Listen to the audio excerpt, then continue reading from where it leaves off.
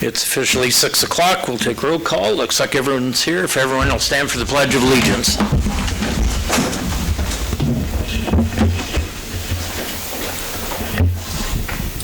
I pledge allegiance to the flag of the United States of America and to the republic for which it stands, one nation, under God, indivisible, with liberty and justice for all.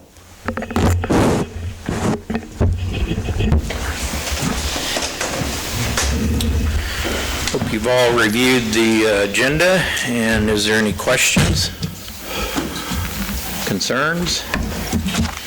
We have a motion to accept. Make a motion to approve the agenda. Second? Second. Motion second. All in favor, aye? Aye. Anyone opposed? Public comments. I guess we have some people here to do public comments. For the sake of, I know you know it, Donna, but I'm going to read our little passage for public comments. Persons who wish to address the City Council regarding items on the agenda may do so as that agenda item is called.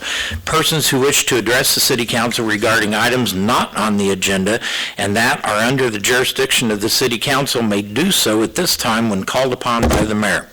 Comments on personnel matters and matters pending in court or with other outside tribunals are not permitted. Speakers are limited to 3 minutes. Any presentation is for information purposes only. No action will be taken.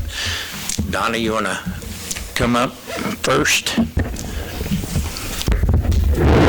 First of all, I want to thank Richard for writing that wonderful article that Matt was really discussing what's going on with the city. Second of all, I happened to be in the museum when a big truck that was half a block of Madison long, and I said, Curtis, come out here, because we get complaints about what you guys do, and I said, that's the kind of truck that could just cave in and then we'll have a big lawsuit. And he said, oh my gosh. So that's all I have to say. I'm glad we're looking forward to it because I don't want to see that truck sink. Thanks, Donna. Please identify yourself.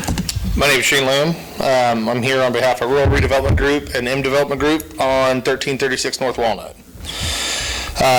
I was going to come before you guys here today.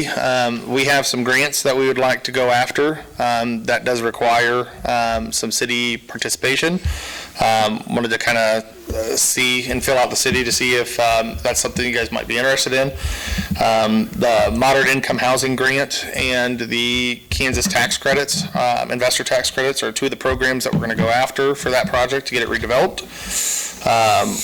We're currently working with Susan at the Southeast Kansas Economic Developers Coalition. She would be one of the ones spearheading that, but she had mentioned that it does require, through some of the programs, it does require city participation. No city costs, but city participation. Didn't we do an MIH out there, or did we not end up applying for that? Oh, it was the RHID. RHID. And I don't know if they're actually going to do that. I think we crunched some numbers. I think the more acronym fun, the NRP is a bigger return. So we established an RHID. I don't think they're actually going to move forward with it, though. Okay.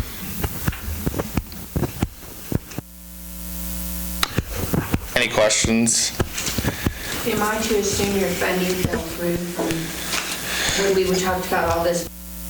To do it 100% cash, it's just not possible anymore. There's a lot of programs out there that we can do that does not turn it into a LIHTC property or anything like that, which is the low income tax credits, does not condense it down. The moderate income housing grant does have some stipulations for who can live there, but it's pretty much 90% of everybody. It's very broad.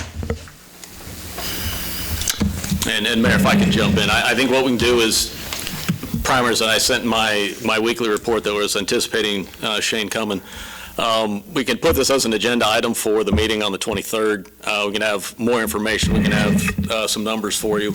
We had talked about doing it this meeting and just weren't able to get that information for you. So I think we need to get together, Shane, you and I, and we need to get together with Susan, and we're going to need some of the deliverables that you talked about, some of the Budgets financing. and, yep. Yeah, so this was more of a... Absolutely, yes. Yeah, So- get us a formal presentation on the agenda Yeah. so that, I'd like to see that project move ahead. Mr. Mio, good to see you here. That's what I'd like to see, is the specifics, and see how the request that you're asking for, how that changes the scope of what you're planning on doing. Actually, Carl, you're combining two.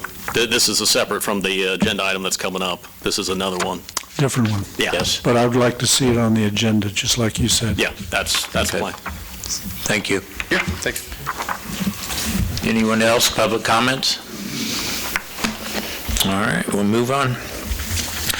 Consent agenda. Anybody have questions regarding the consent agenda?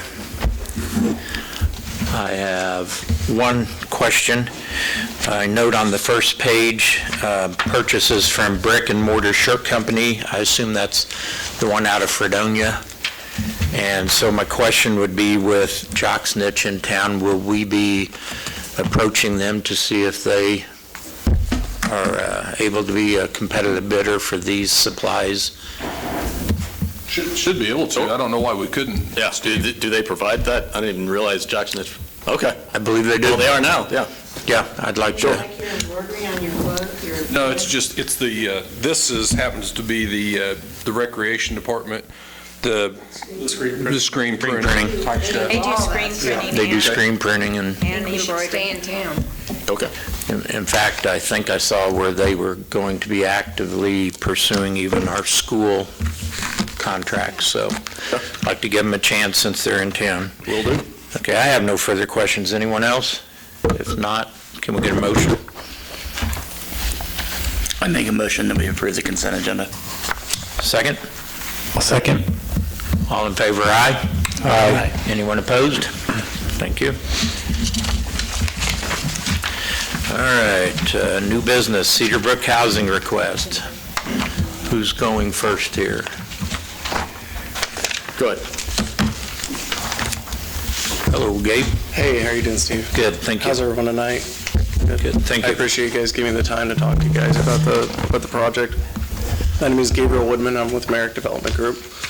I'm proposing and have partnered with the city on a 20-unit housing development for the third phase of Cedar Brook. Kansas has provided a lot of resources for the state through the MIH and the Housing Investor Tax Credit Program. But this has increased competition. Obviously, we have some competition tonight locally. But even though there's a lot of resources at the state level, we've essentially, the reason for those resources is because of the inflation we've seen. I've gotten some housing or some construction numbers back recently, and they are pretty high. The cost of the street is higher than what I've seen in other places that we've done streets. So it's a matter of, you've got a lot of opportunity here, for the city of Iola, but there's a lot of pressure coming down. Just mainly getting doors built, and it's not something that is just subject to Iola. It's everywhere. So because of the opportunity that the state has allowed for Kansas and the competition, it's going to take a unique funding package to really get it approved, and make this project happen, as well as any MIH project, because every single city is competing, and every single developer is competing for these funds. So the most, I wouldn't say lucrative, but the project that makes the most sense on paper, and has the best team, is going to be the one that gets approved. Some other, issues that people are facing, when they try to do a project like this is interest rates. Since I started talking to Thrive and Steve, interest rates have essentially doubled. So for, layman's terms, that essentially erodes your sources for the project, and that goes directly to debt service. So it's a zero benefit for the project, and it's just something you can't get around. You can't VE interest rates. It just affects the project and really what you can do, with the resources you have. Rents in Iola are fairly flat. There hasn't been a lot of new housing, and that might be the reason why. But these other communities might see a little bit more rent growth, and that's just, it's a demographic thing, it's an employment thing, it's cost of living thing, it's a demand thing. So just because, rents are flat here doesn't mean we're going to get, looked upon favorably by KHRC. Someplace else that has a little bit more rent demand, they could use a little more debt service. They're just going to be more competitive than we are, applying for those grants. So, between competition, which is pretty fierce, there's just a lot of newcomers to the industry, because this is still affordable housing, which is what I do. But there's just a lot of people that are coming out of the woodwork because the restrictions are a little bit less, going after these credits, and they may or may not be able to deliver on it, just because you're essentially hitting a moving target, especially with the inflation we're seeing, which has just increased the demand for these credits and these grants. The inflation, the interest rate, and the flat rents here in Iola, it's going to take, it's not business as usual. What I was telling Matt, it's going to take a unique funding structure to get a development, pushed through like this, at the quality we expect to build it at, and, that everybody here wants and would want for anybody that would be living there. So, like I said, it's a 20-unit development, it's a duplex development. It's a good product. You say 20? Yes, ma'am. 10 buildings. So the duplex is a good product for rural, because most of your guys' local housing builders can build it. That's where I got my construction numbers. But it has economies of scale. It has efficiencies. So, any questions anybody has? What kind of duplexes are you talking about? How many square feet of finished floor space do you usually build? 1,250. That's with a two-car garage. And what type of exterior? Yeah, we typically never do. We've never done vinyl siding on a building. So what do you do? Brick and hardy. So what are you anticipating for this? Brick and hardy. Yeah. We would like to do 95% brick. Does that mean 10% brick? Like I said, we're essentially trying to hit a moving target. So our what we kind of put our foot down on is not doing vinyl siding. I see a lot of buildings they essentially just have a wainscot and they have hardy, and they look a lot better than a fully bricked building. So it really is how you do it, and you're going to get the durability out of both products. But in some markets, you're going to see more bang for your buck with brick. The labor's cheaper, people know how to install it. Hardy, you might not. Okay, so you said how many square feet? 1,250. 1,250. 1,250. And is that per unit? So Yes. And the lot size that you're proposing? It'll be anywhere from 7,000 to 9,000. Going back to talking about the economies of scale, we don't like to waste a lot of land on lots. Number one, this is rental housing. So we do expect people to take ownership of the property, mow their yard, take care of their own trash. But, we don't want to make it cumbersome on the tenants to own a riding lawnmower and, have a lot of maintenance. So your anticipation would be moderate income housing And the Kansas investor tax credit. For rentals. Yes. Yes, sir. You have a deadline for this application to be submitted for the Who's talking to me? bond? Steve? Yeah. It's the 27th of February. Yes, ma'am. So, Steve, are you talking about the bond or for the grants? Both. What's For the the deadline? bond, that's just something I'm asking for, essentially a written approval, and I can explain that too, if I've got time. The bond can come closer to when we, would receive our award, and when I'm pushing closer to closing. Essentially, it's a taxable bond issuance. So what you guys are used to is a tax-exempt bond issuance, which would essentially provide tax relief for the mortgager, or for the mortgagee, the banker, and the property. Here, I would pay for the legal fees for your bond counsel to help you guys induce a taxable bond. And what that'll do is there's a state statute that allows me to use it for sales tax exemption on materials. So it's a really good net benefit to the project. Removing the sales tax off the materials, goes straight to the project, straight to the building. So let's say that the council agrees to give you what you're asking, but the grant doesn't come in.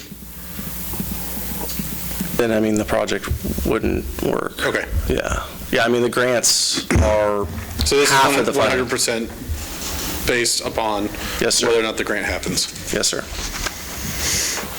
So when Yeah, I- the sources are half of the grants, and the Kansas Housing Investor Tax Credits are half of the sources for the project.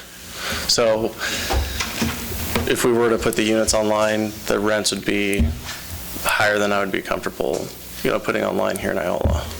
And I don't think nobody wants that. We don't want a bunch of new units that aren't leased because the rents are too high. They don't really meet the need of the housing you guys have. How many lots are left platted out there? In that area, Stephen, that's the unfinished area, we've got 42, I want to say.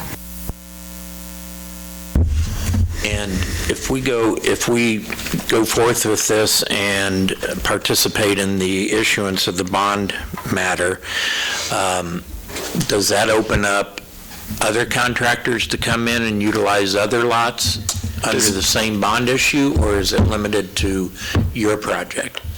You're talking about the taxable bond issue? Yes. That will be just between this development in this phase and the city. But you could use that instrument, you could use that as a roadmap to anybody. Your bond counsel would be on board on what's going on, you guys would have the nuts and bolts to use it with anything, honestly. And the main reason it got in place was for manufacturing and commercial projects, but. And you say you're wanting to do 20 units, are you wanting 10 lots then? Yes, sir. Not 12, not 15, just flat 10? Yep. I misspoke, Steve. We have 24 in that phase. 24 in this phase? That's not, the cul-de-sac would be the extra, right? That's the platted area that we've got, is 24. Okay. So when I read through your letter, there are three asks that I see. The sales tax issue, you're asking for the city to build out the infrastructure, including the street, and then donate all the lots to this project. What's the cost on that, Matt? Do you have an idea of what it would cost to build out the street? Yeah, because the other utilities ballparked it at about $1 million. $1 million, because the utilities are already out there. So we've got sewer, water, electric. Yeah. So that's Well, yeah, we've already agreed to pay that. okay. Yeah, we don't actually have it out there, but council's already agreed to pay for that. Well, the Okay. utilities are out there, they're just not built out for those. Right, 10 just not built out lots. to the individual ones, but Yeah. Yeah. we don't have to string them halfway across the city. Actually, sewer is there. 90% of the sewer is Yeah, there. sewers Yeah. are there. There's a small piece of sewer extension. Yes, so for a little bit of clarification, that's for the entire phase. I'm only talking about 10 lots and 20 units. So that $1 million is for all 24 lots. And those utility numbers are for all 24 lots. So even if. Will you build out all 24 if we build the road? I honestly. That seems like a much better way of I agree parsing with that, or Well, 10 24ths? I know. But as I said, the grant money, you get to a point where you're missing that equilibrium, and that grant money, you don't have enough grant money to keep the rents lower. And we really need to hit the mark on where people need to see their rents for what we're trying to build. So we can go out there and try to get enough grant money for that, but I can tell you right now, it'd be a miracle if we did to get all those units online. Now, I do plan on doing 2 more phases after this, especially if we can get this first award. I think the state of Kansas is going to be, they're going to see how we've been successful and want to keep, there's 4 rounds per year. for this. So if we can get something rolling, we have a good chance of getting another award.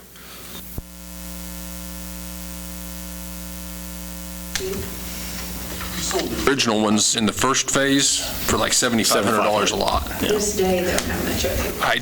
Yeah, without utilities and stuff there. And basically the $7,500 was what we had in them for utilities, and that coupled with what we got from KHRC at the time.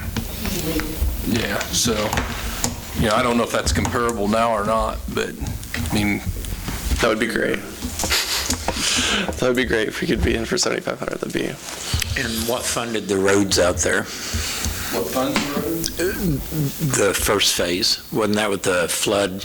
Right, it was a Senate Bill 417, I believe it was, back after the Greensburg tornado and the flood.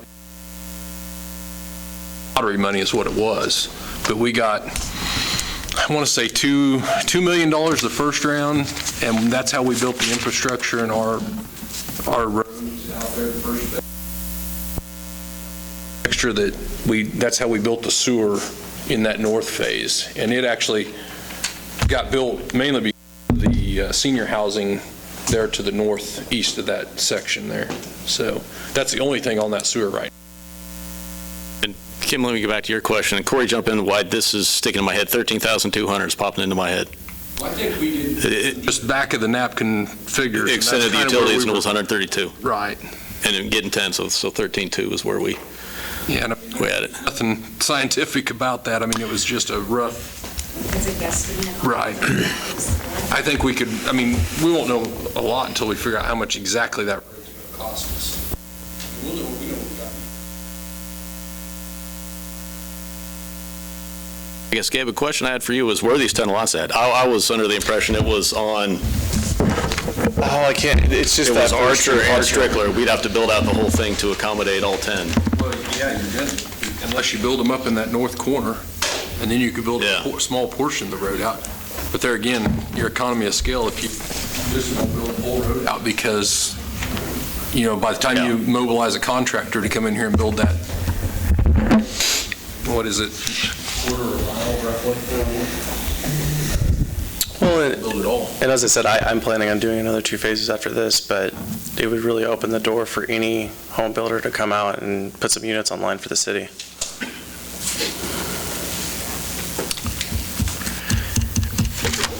Do you have an approximate idea of what the rent would be? $900 is what we're. 900? Yep, that's what we're shooting And so for right these now. are 3-bedroom, 2-bath? Yes, ma'am. Yeah, and actually KHRC, when we had our meeting with Rachel, I don't know if she's here or not, but she's with Thrive, they did say our rents were too low. But I told them, it's just, I've done essentially an internal market study, and, I think that's what makes sense for the community. Council administration is looking for direction from us. We own those lots. We've sold them in the past. As Gabe's pointed out, and Matt can tell you, Corey, he can have an opinion as well. The meetings I've attended, there's nobody knocking on their door to build here. If the city walks away from this, we may not get an opportunity like this to come knocking for quite some time. I think things would have to change drastically to get a contractor to build on this scale in our community. I guess my question is, and I don't know, my thoughts are, if we were to run the utilities and give away the land, we may find individual builders who want to go, hey, here's a free lot, I'll pay to build a house on it. Especially if we're going to do the bond issue that's available.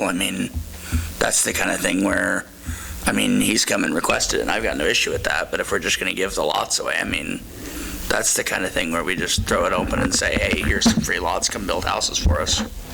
And the realistic issue is if we charge for those lots, and I've talked to another contractor, developer, that works a lot out of Topeka, if we were to charge for those lots a nominal fee, $10,000, $15,000, that puts a direct hit on the overall cost. And now instead of $900, what are you looking at feasibly? $1,400, $1,200, $1,400 a month. And so that's where we have to get creative on housing in a community like Iola. Well, I mean, I think, it's two-sided. So I keep going back to competition. Essentially we have to make Iola shine. And so the incentives are the way we do it. When it hits KHRC's desk, we've already gone in once, and they said it was a great application. It just didn't have enough money. So we've got to beat out other communities. And so, yeah, like I said, the incentives, that's kind of where we make it shine, because If we don't give you the lots, that would be a detriment to your applying for it. correct. Well, us, because this is a partnership. Right. So I cannot apply for MIH. That has to be done by the city of Iola. I can only apply for one half of it, and I think that's part of the program, is they want a relationship and a partnership. It's buy-in. They do. Yeah, exactly. Yeah, because so many times you have a developer on one end, you have a city on the other end, the developer goes and applies for something not on the same page. So, so I can apply for the Kansas Housing Investor Tax Credit, but you guys can only apply for the MIH. But they're heavily encouraging them to be applied for together. And so with the involvement of the city, a lot of these cities are getting very aggressive on what they'll do and how they contact developers, honestly. MIH is similar, when we had that discussion with Susan, they're similar to the IRBs that we did for, basically it's essentially like the IRBs that we did for the doctor's office. Isn't that how she kind of? The MIH or the bond? No, the bond. The bond, okay. Yeah. Yeah, he's Right. talking about the bond thing. But the IRB, that is for real estate tax. Right. This is, which they would have used the sales tax exemption if they would have known that it was, applicable to them. Right. But this is an untraditional structure, but, we're not in traditional times, so it's just taken a lot of creativity, and that's one of the tools I've been able to put in my war chest to kind of beat inflation. So time frame, if everything goes according to your plan, from the moment construction starts until the first person walks in their door of their duplex. Sure. Well, you gotta step back because we've still got to apply. Right. And that happens in February. So then March and April, we should know by April, but it could be May.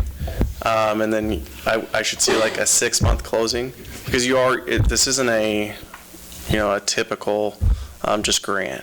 We are getting tax credits with it, the portion I'll be applying for. And so I have to find a state tax credit, somebody with enough state tax income to purchase these credits and be an investor in the project. So they also have to, sign off on my closing and stuff like that. So it's a little bit more cumbersome than your typical just house builder. So you've got 2 months, 8 months before you start, and then I would look for 12 months before the first unit gets turned over, and then they would turn over contiguous, 2 to 4 a month from there. I think, just speaking of what we know of other opportunities that have come to the town, that's a lot faster than what we've heard from others. I think around in terms of what we're offering. And I know it's been said before, but keep in mind, council, that if this goes forth, that puts 20 meters in the city that we don't currently have. So we would benefit from the turnkey on utility sales, despite the fact that it would be tax-free for a while. We would benefit the utility sales, which is at a profit. Tax. Well, we are using the RHID here. It's different. Yeah. So it's essentially reimbursable for costs. Yeah. And so it just depends on how much the construction costs, and with the development agreement with the city, that's when we'll really get down to the exact calculation on how much the construction cost is going to be for the buildings. And a good number as to for how long that'll be. So I guess my comment with Nick, Councilmember Kinder said, opening up to individual developers and stuff, couldn't we put stipulations on that? But you can't just be a single contractor for a single dwelling home wanting to gain one lot.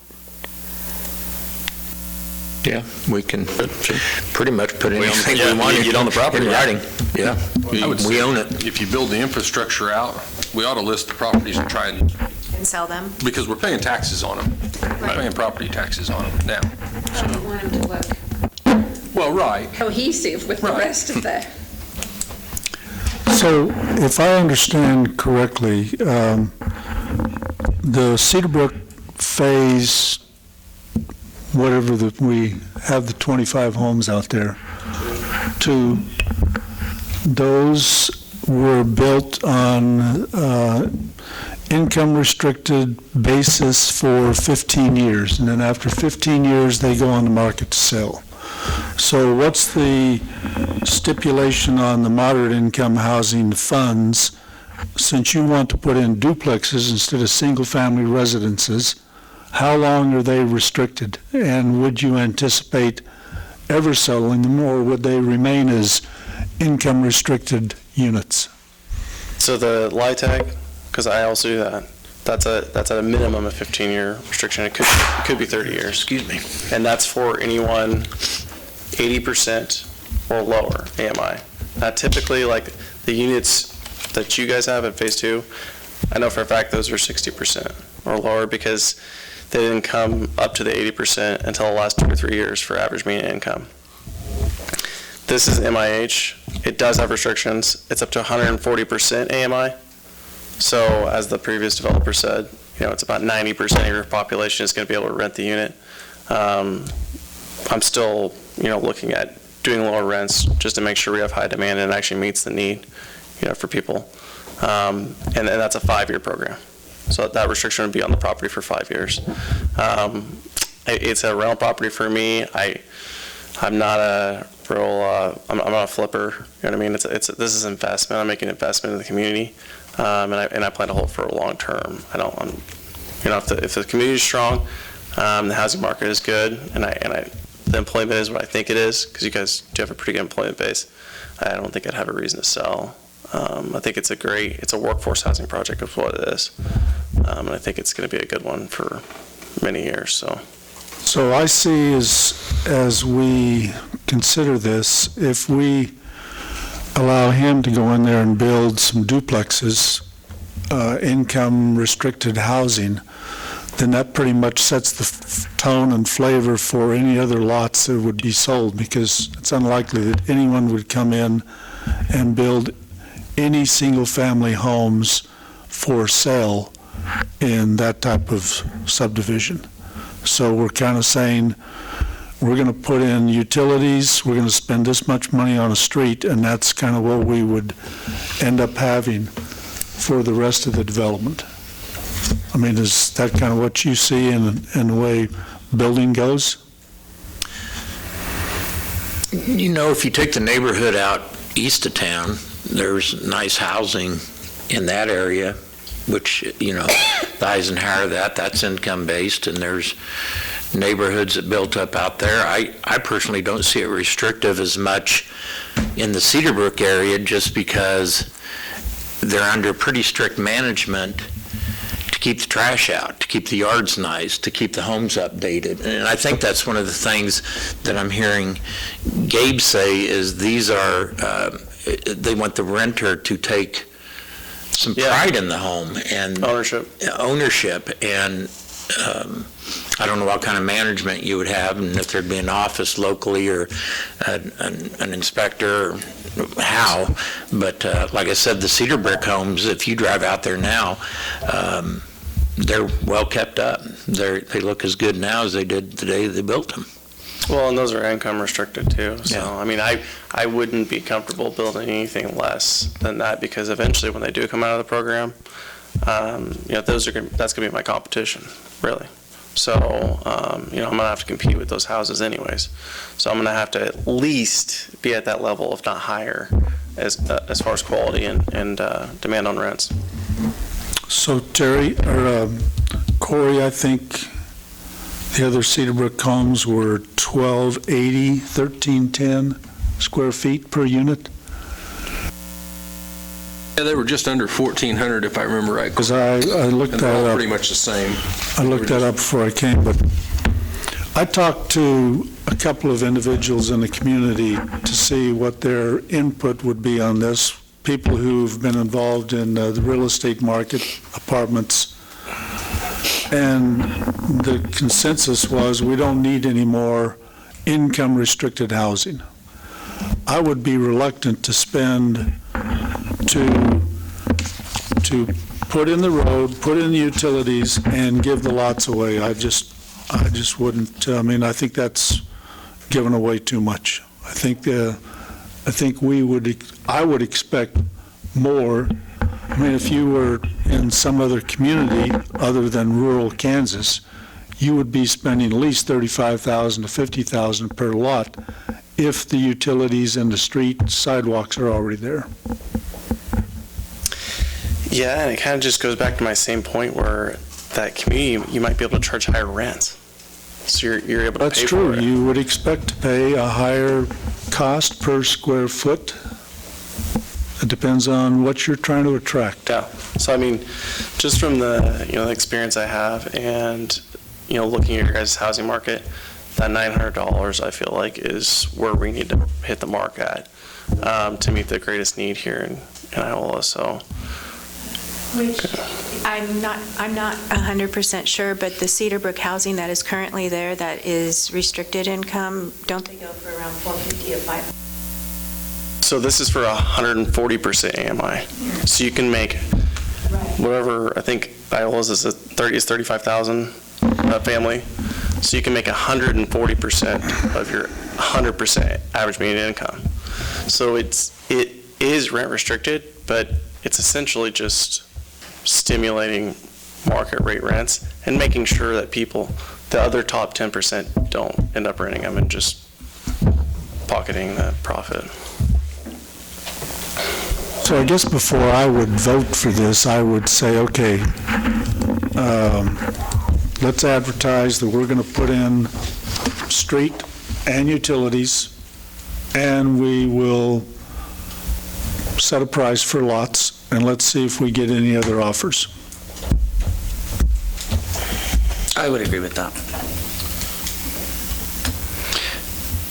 If we were to agree to build out the road, that's the largest expense directly from the city, right? We already own the lots. That's not an increased cost. We'd have to come up with that money out of our budget. Can we absorb that cost? That'd be out of the sales tax fund. So the money's there if we choose to do that without breaking our budget? Right. Maybe dashing your hopes of getting the budget in a better place for another year. I think but it's something that we could do. I get the opinion that our budget is already broken. But I think that in other areas, we would recoup costs somewhat through the utilities and through eventual taxes, because even if we have people coming in here and they're living and there's no property taxes through this program, there's still going to be sales tax, everything else happening within the city. Is that right? So we have a chance to recoup that lost funding. It's not just we're throwing it out the window. And I feel like if you're going to build these 20 and he's willing to maybe build 20 more later, it's a good thing. It's just sitting out there. And I might add that, this was a huge windfall for the state getting this passed. It was political. So it got done because of political reasons. Now it could completely turn. And so there's 4 rounds a year, which is a good thing. But as soon as the money is gone at the state level, you're not going to have this opportunity. I would just caution Absolutely. that. There's no guarantee that these programs will exist in a year. So have you considered, we have other lots in the city that already have utilities in the street. Why don't you put some duplexes there? Are they scattered? Yeah. Yes, they are scattered.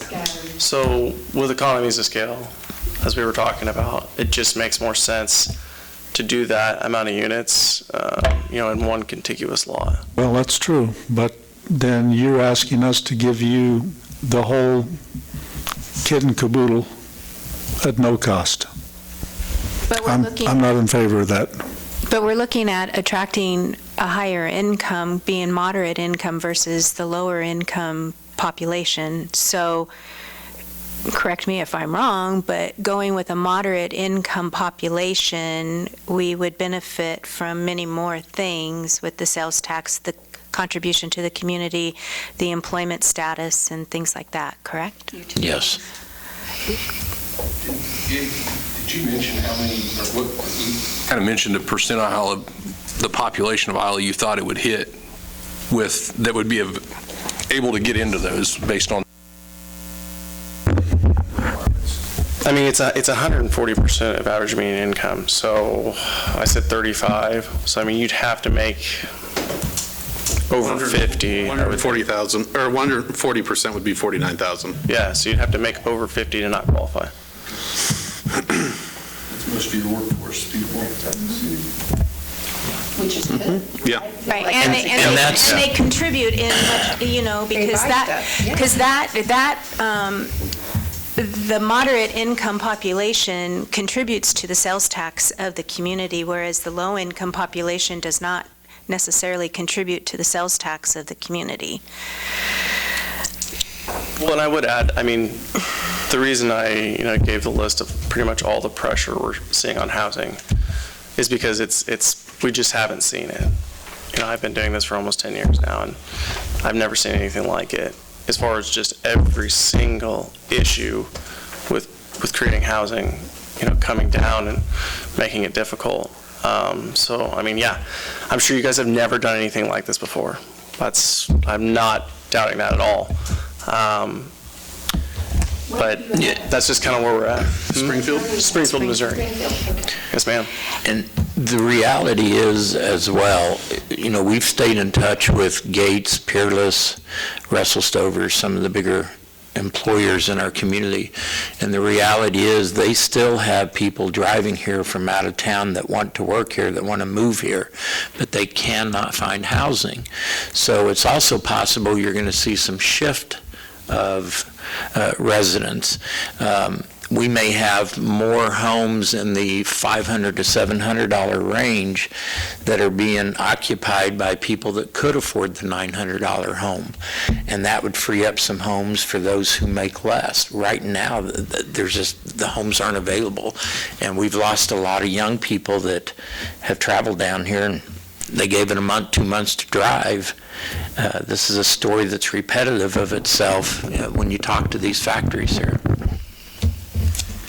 How many of these type units have you built? When I looked up on Mirac Development, the only thing I could find in Missouri was that you mostly have been involved in housing authority projects. I have never partnered with the housing authority. So Mirac Development doesn't have a website. I'm not a real flashy guy. I've done around 300 units, but those are all LIHTC or market rate. I've never done median income housing, mainly because there wasn't enough resources to get anything done. So where have you done work? Emporia, Kansas is probably the best. And how many units have you built up there? 82.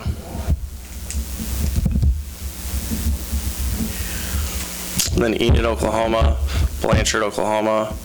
I've got a project underway in Choctaw. Blanchard's a good example of what I'm trying to do here, and that's what I shared with the city. That's 53 duplex units. And then Choctaw, it'll be 62 duplexes. So like I said, I mean, the duplex model for workforce and for the income targeting that I'm trying to hit, it really meets the need. At least I feel like Iola has, so. I've got a question. Just for my clarification, the $35,000, is that a one or two income household? I think it's a household of four. So how many? So it's either a household of four or it's two. I think that's all money coming in, Joel. Is 35? All money coming in, yeah. Now, there is brackets for that. Yeah. So if you got a 5-person household, that jumps. And I mean, I can share those income brackets with you guys. But the state income brackets are much higher than what we see as far as average median income in Iola. that's another reason why, like I proceeded to earlier, is some of those other communities that have a little bit better rent growth and demand, they can meet those statewide AMI brackets, and they can just carry more debt service for the project. It's just the numbers. It's just how it works. We would have decided anything over until the grant was approved, correct? Yes, that's correct. I see no issue going after the grant, at least. I do think. Well, we'd have to commit to it, though. Like that way, if you do get it, then we have to come up through on our end. We Yeah, can't because pull out why- at that point. Oh, I understand that. Okay. Yeah, because he wouldn't want to go through all the legwork and then we cut him off at the legs for No, the I third understand. item. Yeah, and it would be really embarrassing for both of us if we put in an application with commitments to KHRC and then we didn't follow through on it. And that'd be pretty detrimental to my career too. Start the road project or plans and stuff pretty quick, though. Well, we'd want to get the award. So, I mean, it'd be a partnership for sure. We want to start. It's a vote or just direction. Is it a vote or just direction? Yeah, I was fine with discussion, and I'm not looking for direction, and if you guys need to discuss anymore, that's perfectly fine. We really just need to know where we stand, before we apply again with you guys, see how competitive we're going to be in Yeah, Gabe, when's the 6 deadline? weeks. 27th of February. Of February. That's 6 weeks from now. I think the sooner they get it done, the more time they give. Yeah, I guess if there's any, Gabe, if you're okay with this, if there's any more information you want, we can bring that back. We have 2 more meetings, actually 3, between now and the 27th. We probably want to make this decision either at the next meeting or one February 13th. Is that pushing the envelope a little? We have a meeting on the 13th. I've already committed. I've been around for almost a year now, working with you guys. So, I've got plenty of time and resources and money in this as it is. So I'm not. Okay, so I guess so you don't need to make a decision tonight. If there's any more information you'd like, I mean, now would be the time to let us all know. Donna wants to comment on this topic.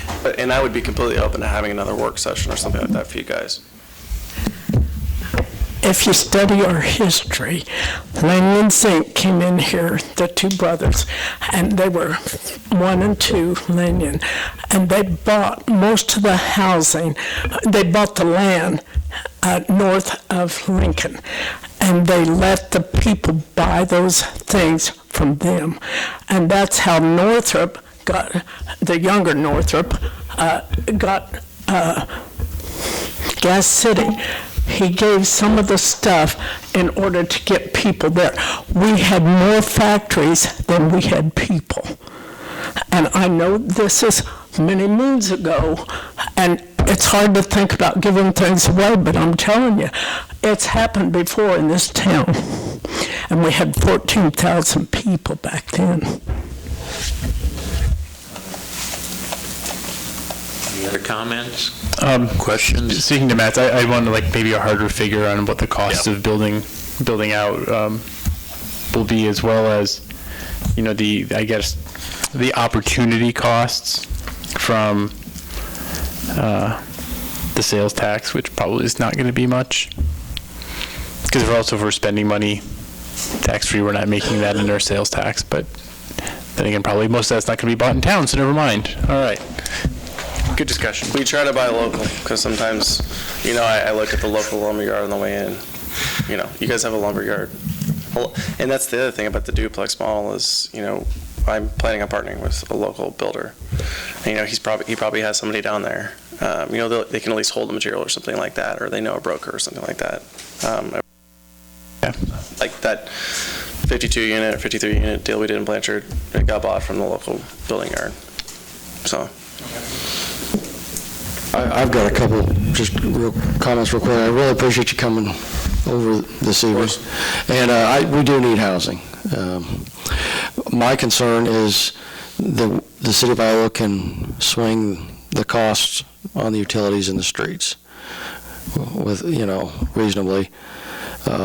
That's my big thing. I am a little concerned that these houses are probably going to rent. If it was me, I'd be closer to that 1.4 value to afford the the $900. I mean, just honestly. But that's all I got right now. Did we already purchase a lot of the utility supplies with last year's budget? Oh, yeah. Purchase or ordered, yeah.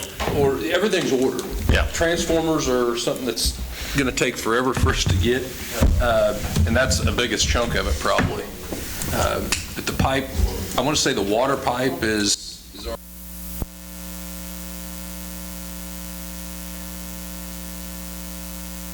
I mean, because that's going to be, I don't know, 20,000 a pop. Is there anything at all, and I know this isn't a popular comment when you're discussing extra work, but is there anything at all that the city could do in-house, streetwise? That's No, if we have that. above and beyond what our street crews do normally. We maintain road. We don't really build it. Don't know if we have. And that's a lot of, I mean, honestly, there's storm pipe that goes into that as well. I mean, that's some stuff in a detention pond that's got to be built along with that road. So, yeah, no, I don't think anything internally. And plus maintaining their normal, Right. Yeah. everyday job. Like Matt said, they're a maintenance crew for the most part. I mean, we can do patches here and there, but not large scale like that. Bring in crews to do that kind of work, yeah. Something I'd like to see is, but can we extend Cottonwood Street to Oregon? Because right now you've got 60-plus homes out there, plus 4 apartment complexes. You're going to add 22, you're going to have close to 90. If you get everything filled up and all you've got is a rail trail for your secondary road out of there, I think the only thing comparable is North Walnut, where you've got 50-some homes and you have to go through the cemetery as a secondary. I think we need to extend, look at seeing if we can come off of Strickler Drive there, go east, hook into Cedar Brook Drive and go north Oregon, so that we can have relieve some of The Michaels property, or what I call the Keyhole property, I believe is for sale. I just like to see what the feasibility of that is, because I think it'd make it a lot on traffic. And you're going to have close to 90 homes down in there if you count one vehicle per. Actually, there's some utility advantages to having that, to be able to loop feed the water around over to Kentucky and some things long-term that we need to do as well. Yeah, that makes a lot of sense. So Corey, are you saying that we would have to purchase that land in order to, we don't have easement rights? No, if we want to extend Cottonwood, yes, we would have to purchase some property. Now, we own the other property, or we own the green space that we've got the trail. Maybe you extend McGuire Drive and it loops around or something and eventually gets up to Oregon Road. I mean, that's something that we haven't really looked into, that next phase. But, yeah. Looking at it, we ought to look at seeing to release some of the traffic through there. Right. Well, haven't looked at it for 10 years. It was looked at before. Cottonwood was looked at. Yeah. Joel should remember that, probably the mayor. I remember looking at it. Okay. Sounds like we want more information. What information would you like?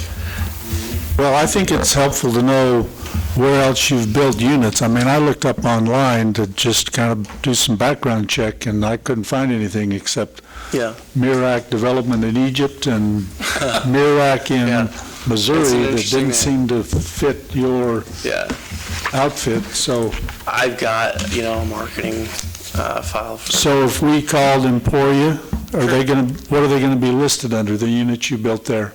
Whittier Place Apartments. You built what? Whittier Place. Whittier Place Apartments. Yes, sir. So those 82 units are apartments, not duplexes? No. How about in Enid, Oklahoma? Enid is it's a senior deal, and so it's a historic school house and some villas. That's why I referenced that Blanchard deal. And Choctaw? Blanchard is a duplex development, and then Choctaw is working on closing that project, so it's not built yet. Where is the Blanchard located? It's in Blanchard, Oklahoma. Blanchard, It's called the Oklahoma. Villas at Lions Court.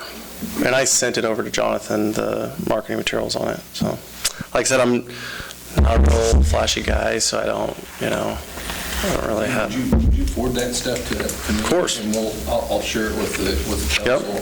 Yep. At least that way they can see what your materials are and kind of what you, the Sure thing. picture, will say 1,000 words, I think. I think it'd be important to get the cost of what a road, nail it down as much as we can, the cost of a road build and what each lot, what we're talking about, each lot cost. And then if we did sell it, what would that do to a deal like this? I mean, it would kill your deal, right? But if we did sell it, what kind of home are you looking at then out there to recoup cost?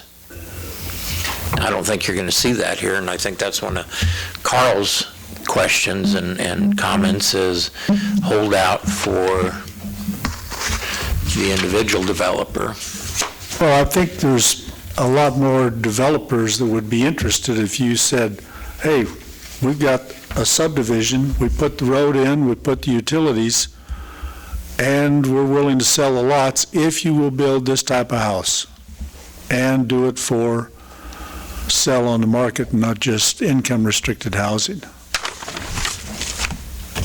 I kind of like a developer being more of a go-getter instead of waiting for somebody to come ask them to do it. I mean, I see pros more in that, in the initiative versus expecting cities to come to them. If I was a businessman and I was going to spend $1 million on a subdivision, I think I'd want more than just one option, one bid. Are these Whittier places at 1100? Oh, yeah. Yeah, actually, my manager just told me the other day if I could build as many 2-beds as I wanted, and they would just all fill up. And what was the name of the Blanchard? in Blanchard? Yeah, what is your name The of your Villas. The Villas At Lions Court. at Lions Court. Little Lions, so. Those are not senior duplexes. Nope. Those Those are family, regular, 3-bedroom, 2-bath. single-family Mhm. duplexes. 2-bedroom, 2.5, yep. I very much appreciate your showing an interest in it.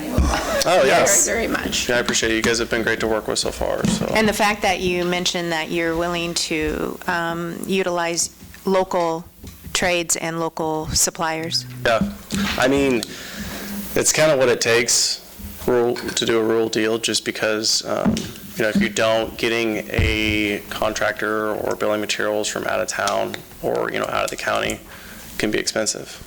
That's why sometimes it's just more money to build here. It doesn't make any sense why it is. And to have this many units come online, you kind of have to get creative. So that's why I think we end up using a lot of local builders and materials. Absolutely. And they know the city. They do. They know the city, so they know the labor market. And Thank you for coming. thank you, guys. Good Appreciate it. to see you again. Travel safe.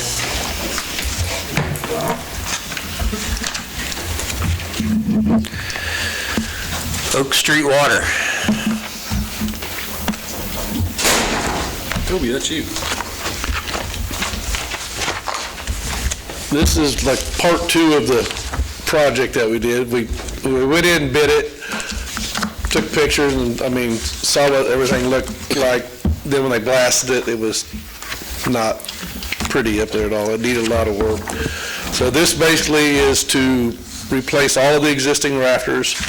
They're all, some of them are a lot worse than others, but they're all it would be a waste of time to replace 7 and not do, be as well do them all and be done with it. And there's also an access point on the very top that they have no idea why this is there.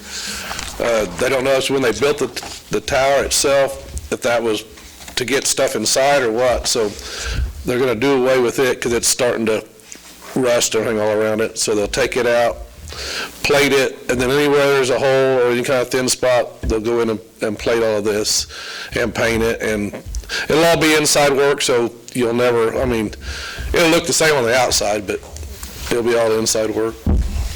So the rafters you're talking about are interior, they're not the structure, They're inside. inside? They're inside. Look at page There's a 3. picture of them somewhere. Well, Yeah. I saw the pictures, but, I Yeah, mean, that's- It's kinda hard to- it's hard to Yeah. picture It's hard what to it's see, and saying. they've done this before. They showed me, there's probably some pictures in there of what they did.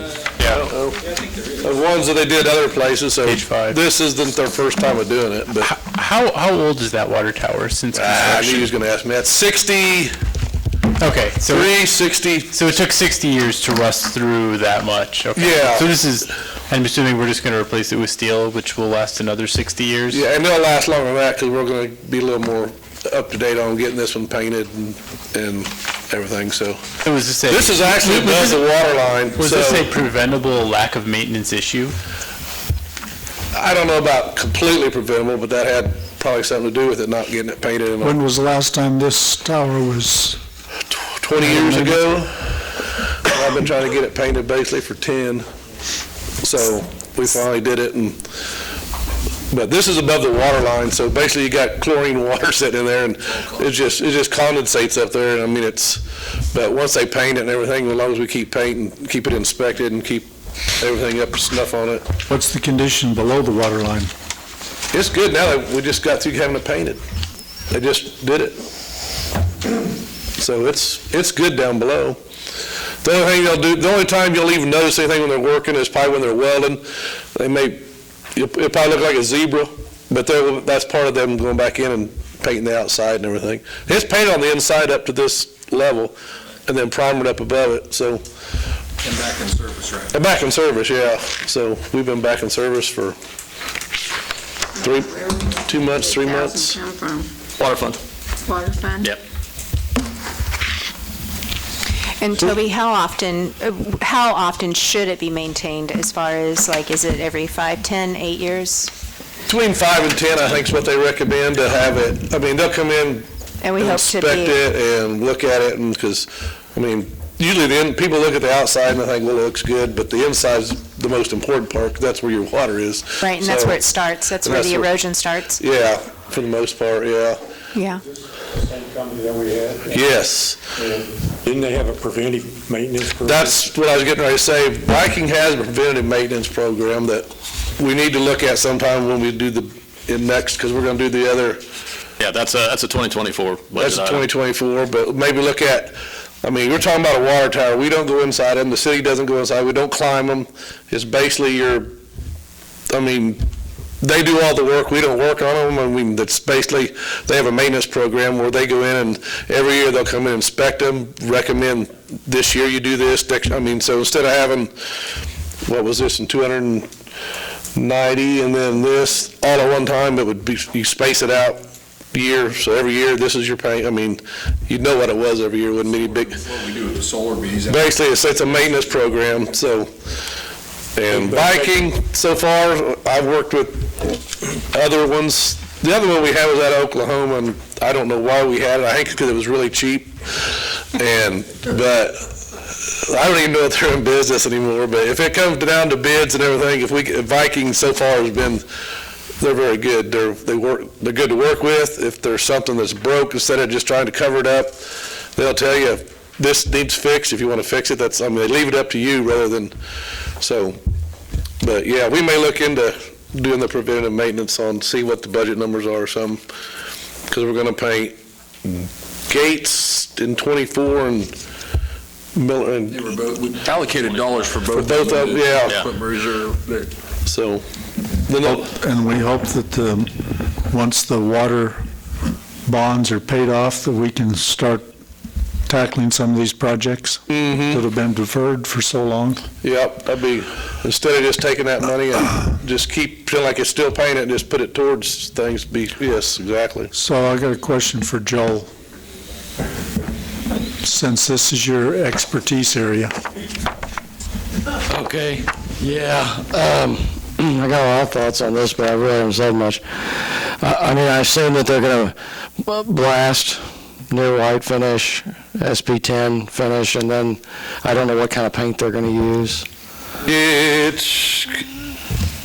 It'll be the same paint that they used on the, going up to the water level, I imagine. Okay, and you're right, the vapor zone is the bad part. Yeah. I personally feel like we need to inspect that every 5 years or so. Yeah, yeah. I'd be interested to know how they gain access to the rafters to weld them in, but There's another I'm sure access. they'll do a good job. Yeah, there's another access hatch. This is another one on top of that. Okay. Yeah, there's two of them, actually. So they build scaffolding inside? You gotta go up there, I don't know how it's like monkeys, they got scaffolding inside, they swing around, yeah, So even I've seen so if pictures, it's- I've never gone up there to watch So it. if it's been placed back in service, then does it stay in service while they do the rest of the work? No, they'll be drained and, So you have to drain it and, yeah, okay. but we have two. Go up there, right? Yeah, no, Can't coast the world until. yeah, code enforcement needs to check it out. So That's what the assistant is for, right, Greg? That's what you send your assistant up there for. Yeah. Do all that. Cameras for other people to go up. Yeah. do we do any inspection on our water towers? I mean, like weld inspection or anything?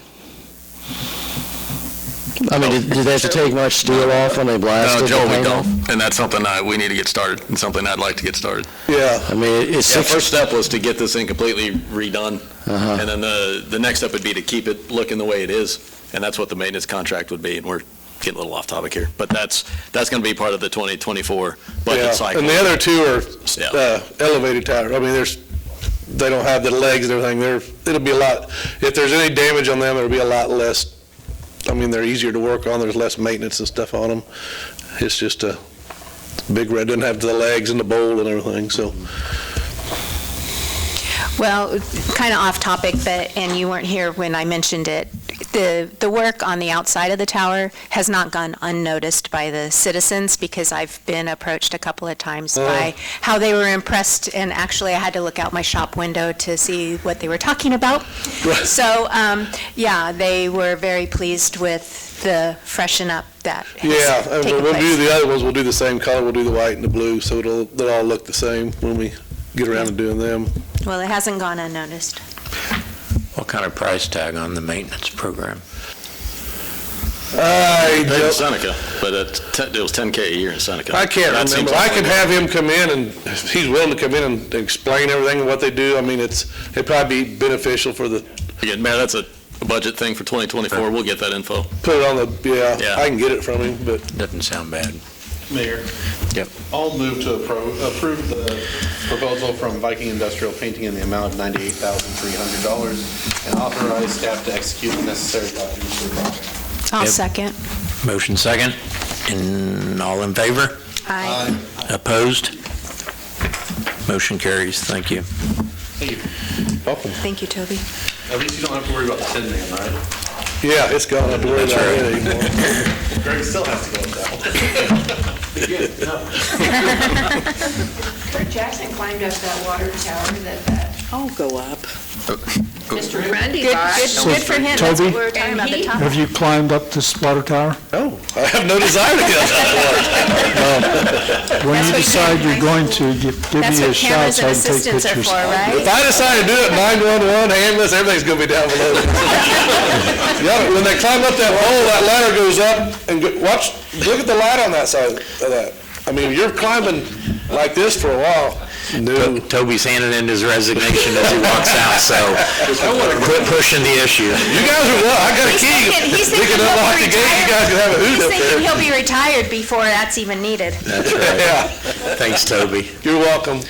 All right, pre-treatment ordinance. Did you want me to go page by page on this, Mark, or? Please do not. No. The long and short of this is we have a pre-treatment ordinance, an existing one.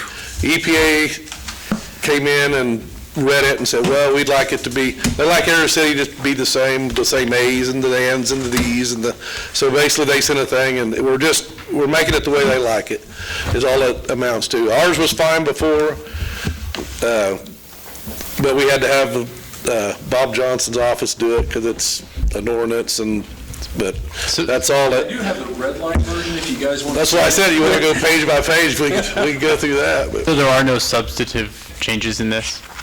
Do what? There's no substantive changes?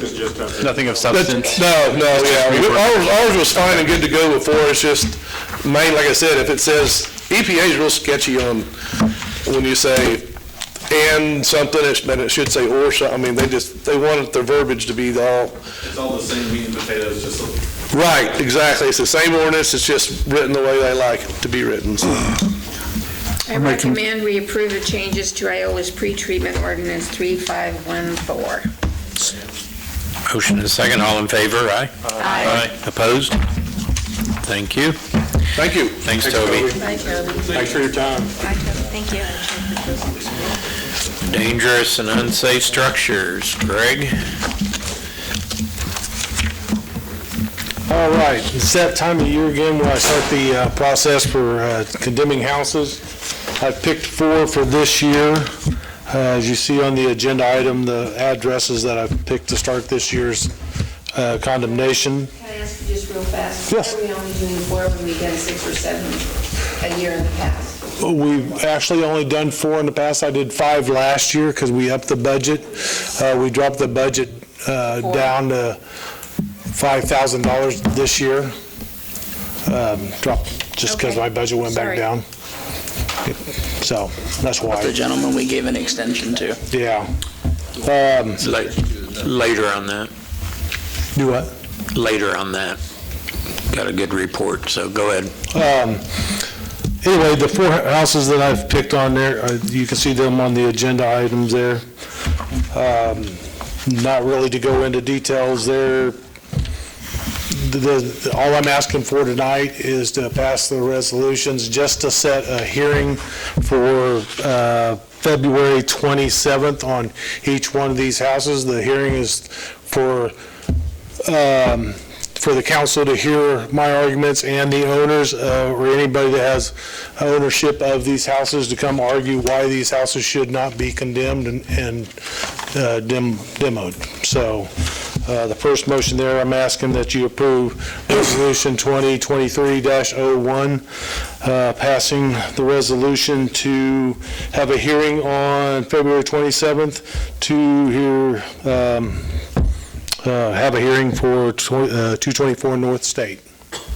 Make a motion to approve Resolution 2023-01 for 224 North State, setting a public hearing on February 27, 2023 at 6 p.m. based on Section 8-501 of the Unified Development Code.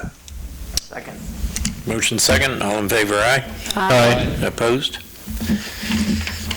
Moving on. Second one, I'm asking you if you would approve Resolution 2023-02, setting a hearing for February 27th to set a hearing for 406 East Lincoln.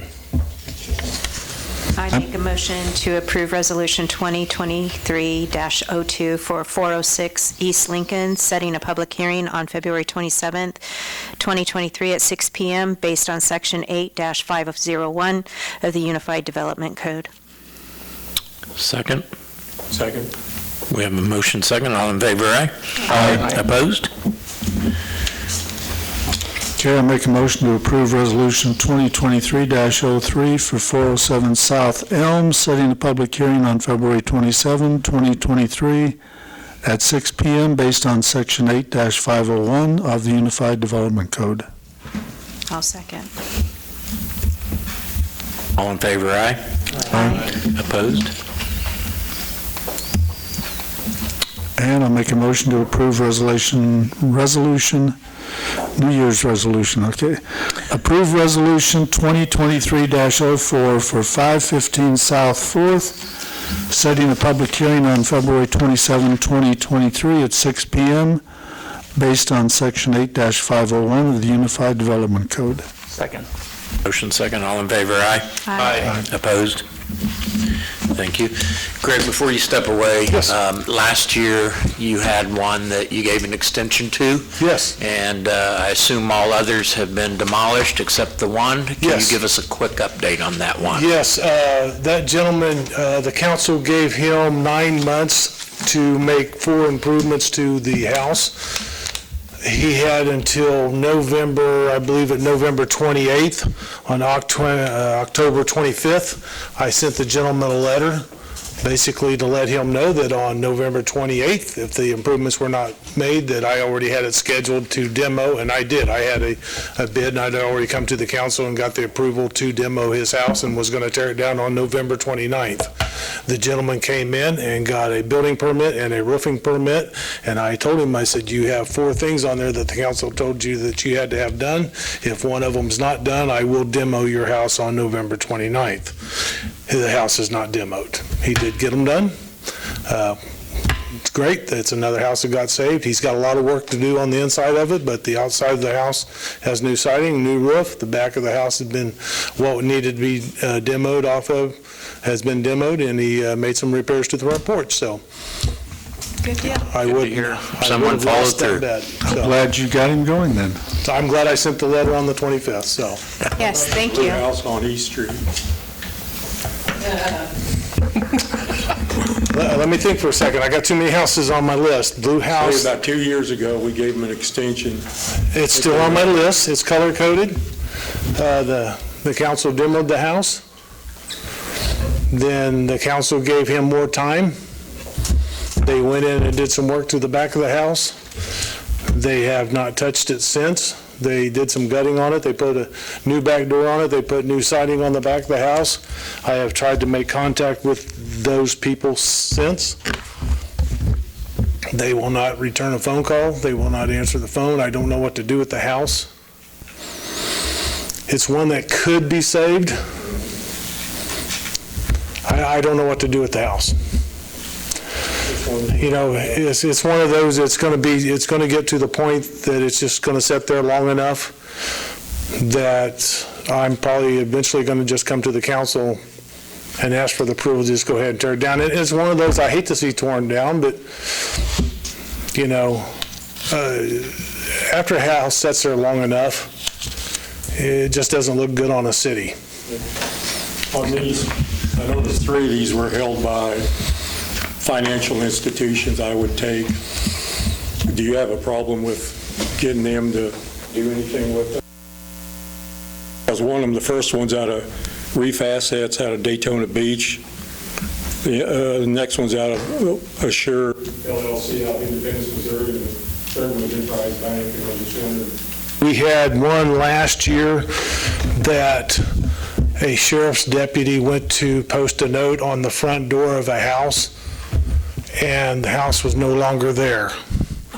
They showed up at the utility office to find out what happened to the house. Well, it's because we demoed the house in 2018. The previous owners had a mortgage on the house that they had taken out to put siding on the house. The mortgage company finally decided to try to collect on the mortgage, but they waited at least 4 years too long, 5 years too long. Nobody had lived in the house since 2014. So usually there's not a problem. First thing I did when that came up is I went back to my file to make sure that I had sent out all the proper paperwork that I needed to, and that I had sent out paperwork to the lending company, because the very first thing I do on any of these is I have an O&E report ran by First Title. That's the very first thing I do, so that I know everybody that I need to send a letter to. I had sent a letter to, it was the Bank of Minnesota, and I had to send it to California. So they got a letter. How many houses do you have on your list?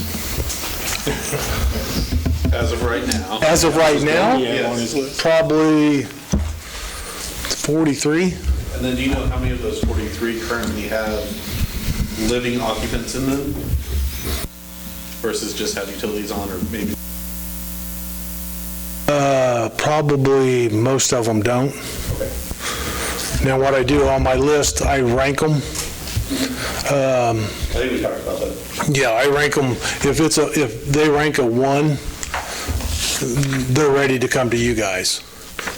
If they're a 4, they're fixable. So then when I get to where it's this time of year, I go through and I take the ones that I've decided, and I get other people's input too. If they're a 1, I try to choose the ones that I think are the worst ones, or in this case, the 224 North State one. That one's kind of a rare case. If it was sitting anywhere else in this town, I probably wouldn't be going after it. But it's in a floodway. It's in a C2 zone. It hasn't had occupant in 2 years. And since it's in a floodway, I can't okay them to spend more than $2,900 fixing it up. So. And it was recently on the market and didn't sell.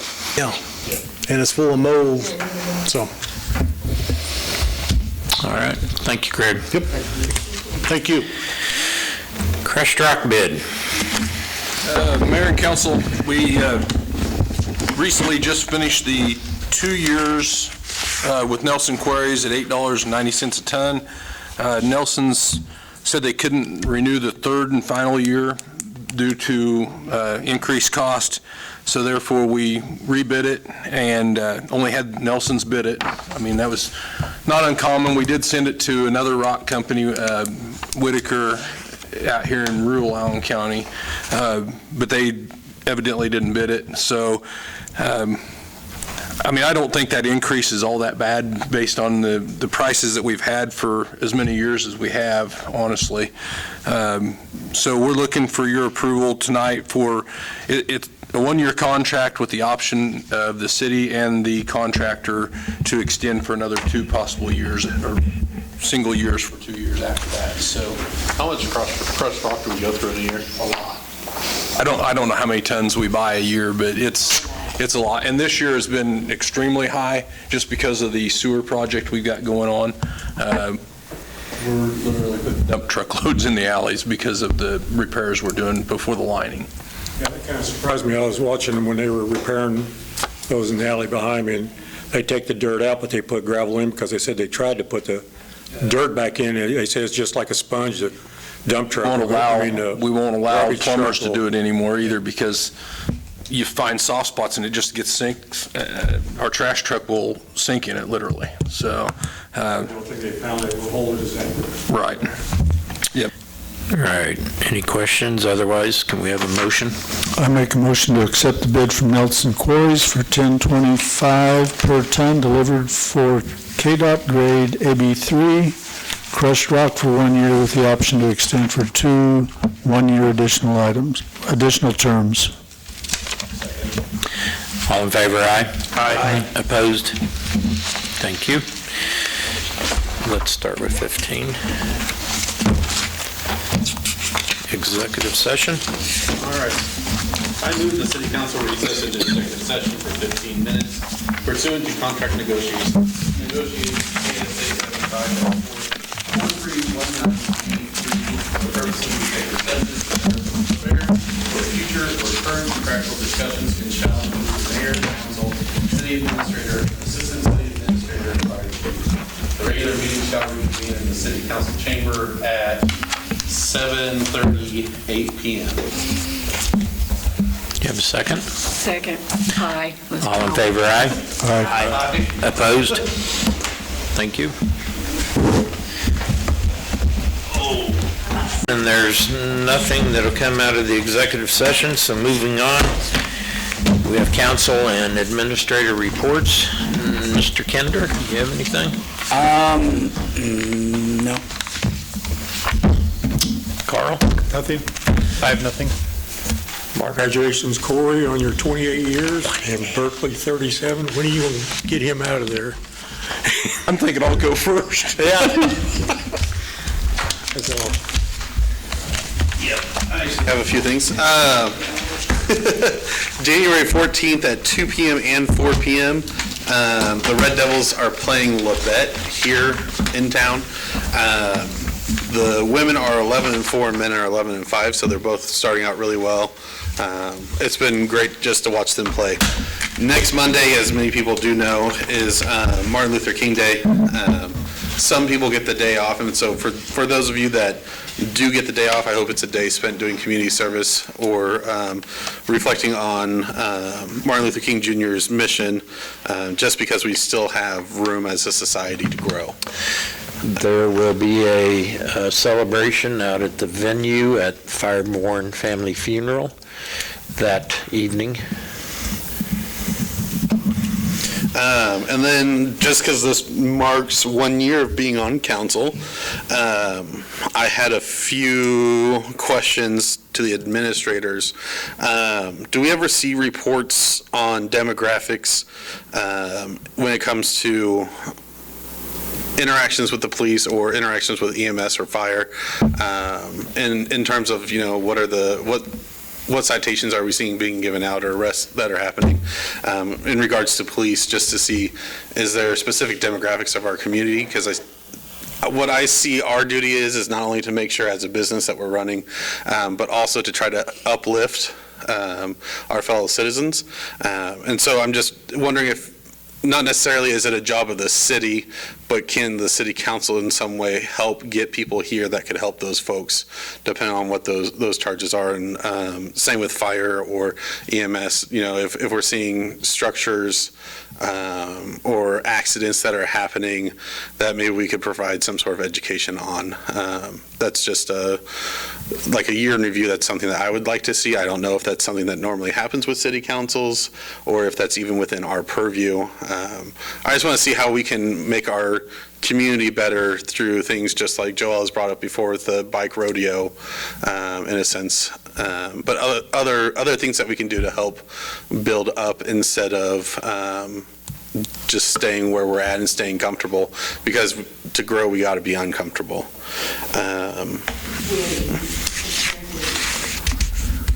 Which is what I'm not.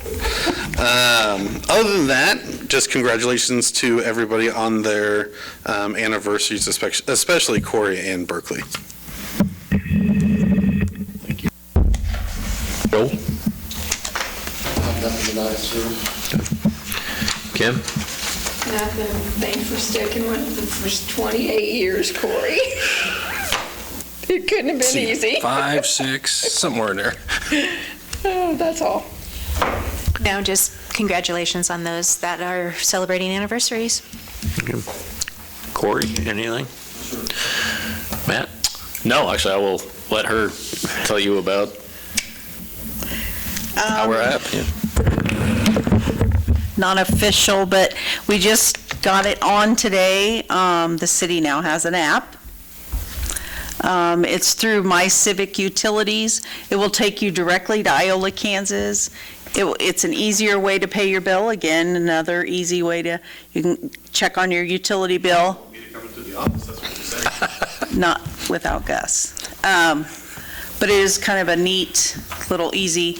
It also will take you, it gives you other options, but it'll take you right to a map showing where City Hall is and also what's in our city, and then directly to the city website. So hopefully we'll be publicly letting everybody know, but it just went online today. I'm sorry? Is that iPhone and Android? Yes, sir. What percentage you up to on auto pay? On auto pay, I'm not sure. I mean, people that are using, what was it? Chelsea put that out this week. Yeah. 35 popped into my head, but that. Yeah, it's quite a bit because we quit taking phone calls in December. We haven't heard a lot of negative feedback. We've, tried to help each customer that called. Yeah, we got a yearly report that yeah, I usually give, must not have put it in the weekly report. I can add it to this week's. Chelsea's our statistical person that did that, but I can't remember.